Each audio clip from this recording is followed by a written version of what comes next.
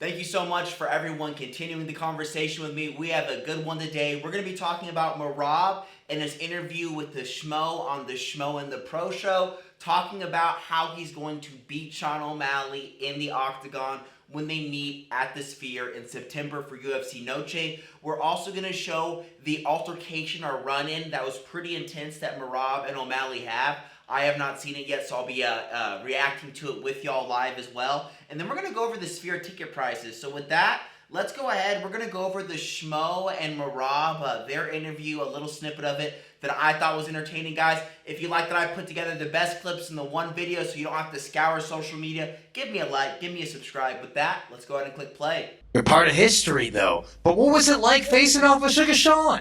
Hey, oh yeah, let's go back to your question.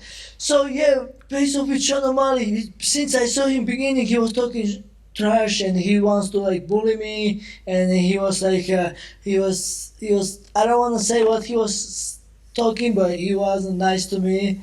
And we all remember when Peter Ian tried this one to me, he wasn't nice and he was disrespect to me. I beat the shit out of him. So I have same plans against Sean O'Malley. I'm gonna beat the shit out of him, but in his own style. I'm gonna fight him Mexican style, and I'm gonna crack his nose like I have a cracked nose.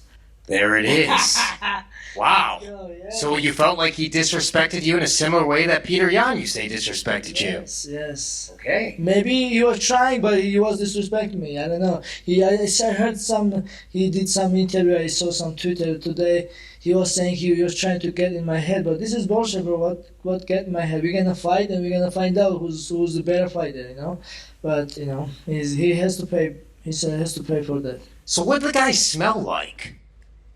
Buzz Brands offers a wide variety of high-quality, low-cost, and low-dose THC options. It's made for the functional person who uses THC, whether it's to enhance life, for pain, or for mood. They have energy drinks, my personal favorite, gummies, shots, and ice creams, guys. Whenever you make a purchase, enter Bear in the notes. On August 25th, I'll pick 2 or 3 of y'all, and we'll send y'all a huge care package of random items from Buzz Brands, guys. That's buckabuzz.com. Enter Bear in the notes. Let's get back to the show. So, guys, you heard it there from the source. Merab is going to fight Sean O'Malley his own style, and then goes on to say fighting O'Malley Mexican style. Those are 2 different things. If you don't know what Mexican style is, it's notorious, at least in the boxing environment, in the Mexican boxing scene. It's Mexicans. They get down and they fucking bang, but it is close. It is dirty boxing, and they are in your face. They're taking punches. They're getting hit. They're walking through the fire, and they are returning with fire, guys. Think about like USA amateurs, like when you go in and they're just brawling. That's kind of like Mexican, you know, kind of style. Is just brawlers. That's not what Sean O'Malley is. Yes, he's a very fluid striker. He's a very fluid, like, freestyle kickboxer. He flows. He's very good on his back feet. He does bring the fight, but he's definitely not by any means a Mexican-style brawler or fighter. And yes, just because I have Sean O'Malley's picture here in the background, it was the coolest one with the colors that went with everything that I had. Conor McGregor, Khabib, all them, they just did not have the right color schemes that fit my office. So I'm going to be as least partial as possible, guys.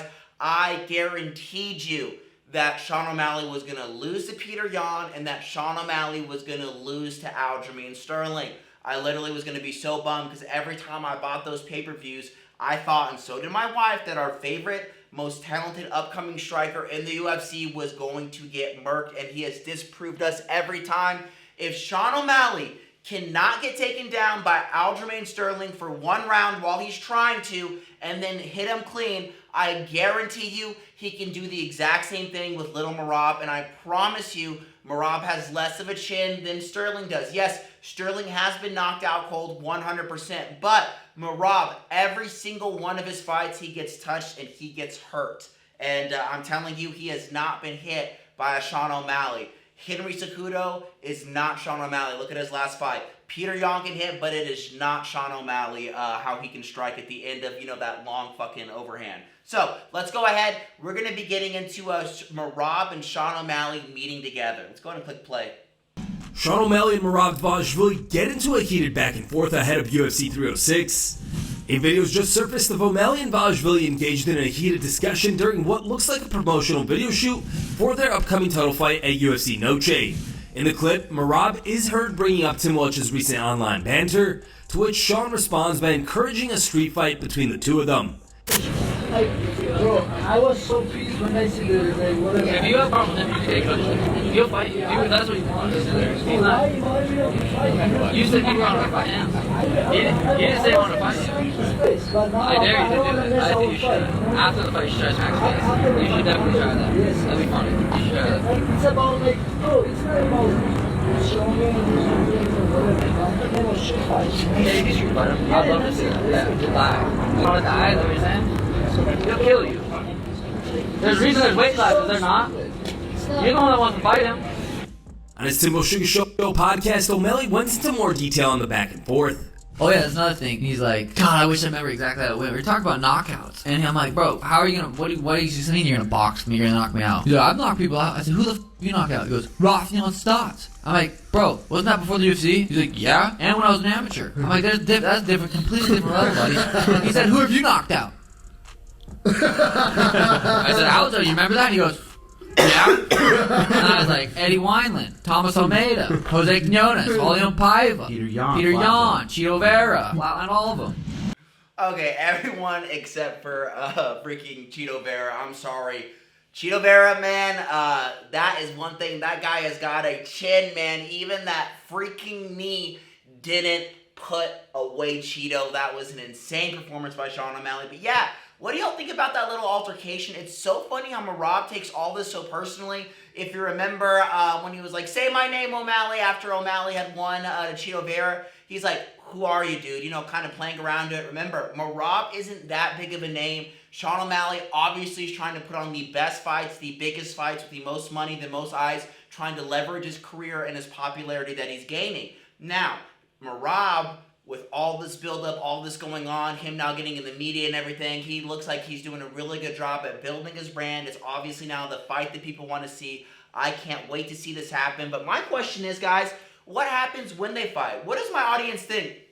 Do you think Merab is going to win by decision or submit O'Malley? Or do you think O'Malley is going to knock out Merab? I personally think O'Malley knocks out Merab by the second round. I don't see it going any further than the second round. I see Merab trying to enter in to, go for a double leg or for a single leg, and O'Malley with a beautiful knee up the middle, or just hitting him in while he's coming in, having Merab walk into the very end, that snappy part of O'Malley's punch where he tends to knock people out at. I think his distance management, his range is so beautiful. I know it used to be, if you're an old school MMA fan, you've been watching you're watching John Jones on pay-per-view back in the day, and fucking like Chuck Liddell and shit like that. I was a kid, obviously, but grew up watching that, then it's always been like wrestler beats the striker. But more and more as we see this now, think Ilya Topuria, really, really, really good strikers, but also with good ground game as well too. You know what I mean? Another one would be Tom Aspinall. Yes, he has ground game, but he's a heavy striker. He's going through Curtis Blades.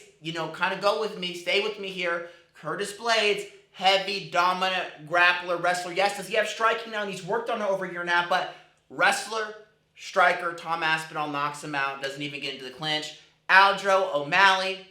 Aljo could not take down O'Malley in the clinch. Second round, O'Malley hits him as he's trying to enter in sloppy, guys. So that's what I think. Merab gets finished by O'Malley. Then what's next for O'Malley? So obviously, I think that he's kind of proven himself. Now it's time to think about a super fight. Does he want to go and fight Merab? Can he talk, Conor McGregor into fighting him? You remember Conor McGregor? He called out Conor McGregor, let's go to 155. I could see them doing some type of, not exhibition, but type of an exhibition, still a real fight where just O'Malley doesn't cut weight. He walks around to like 165-ish. Conor's probably at 180-ish. Conor cuts down to 155. O'Malley fights at 155, doesn't cut down. I think that would be an absolute awesome fight. With the Conor now, O'Malley, I think definitely wins. Yes, there are weight classes and things like that, but Conor just does not have the same movement. I think that O'Malley beats the Conor from Poirier 2 and 3 all day long, especially if he's not cutting weight, which we haven't seen yet, guys. And so now next, speaking of O'Malley and Merab, we're going to go over the Sphere ticket prices, react about it, see what's going on, and see what the community thinks. So let's go ahead and click play. 306 ticket prices have been revealed. On Tuesday, pre-sale tickets kicked off for UFC 306, which is headlined by O'Malley and Vashvili. Ticketmaster revealed the prices. Tickets are currently running anywhere from $2,500 to $12K. UFC 306 tickets are in price categories of $5K in the main level center sections, $5K for the terrace center level, $4K for the main level side sections, lower rows, and terrace side sections, $3.5K for the main level overhang with limited view of the screen, $3.5K for the terrace level corner, lower gallery sections, and $3.5K for the main level overhang, upper rows with limited view of the screen. What do you guys think of these ticket prices? Let us know in the comments below. Dang, guys, so 3,000 just to say, hey, I can show up, limited view of the screen, about $4,000 for a good ticket, and obviously up to $16,000 for the most. I think they said 12,000 here, but no, yeah, up to $16,628 for the upfront. Now, Dana White has said he's already dropped 16 or $18 million on just the production alone for this event, with millions more to be spent, guys. There's not that many seats. Think about it compared to a place that can hold, 16,000 people. Let's see how many people the Sphere even holds in total. Oh! It holds 20 people, includes seating for 18,000 people. All seats have high-speed internet access. The venue can accommodate 20,000 people in standing capacity. Okay, guys. Well, I stand a little bit corrected here. So, it holds quite a bit of people, just as much as a regular freaking, place where you watch your Spurs game or your basketball game. I don't know what the difference between a stadium and I don't want to use the wrong word, Coliseum or whatever, but just a regular venue to go watch a basketball game, or like the Madison Square Garden and something like that. But yeah, the Sphere holds up to 20,000 people standing too. So those are, the tickets are kind of a lot, guys, but to be honest with you, I don't think it's anything that crazy. You remember, for the Conor fight, even though it got canceled, the most expensive tickets were over $20,000. The only thing I wish Dana White would do, so it's the same amount of people that can be held in the seat. You can sell the same amount of tickets, but the production is way higher. So, yeah, you got to sell it more. But to be honest with you, $3,000 doesn't seem like that much money for a one-time special deal event. I know it's not for the regular person, but obviously this event isn't made for a regular person. UFC's already an expensive thing to go see. It's kind of like golf or boxing or, you got to pay to play, guys. I'm sorry my nose is so itchy here. I don't do cocaine or anything, but definitely...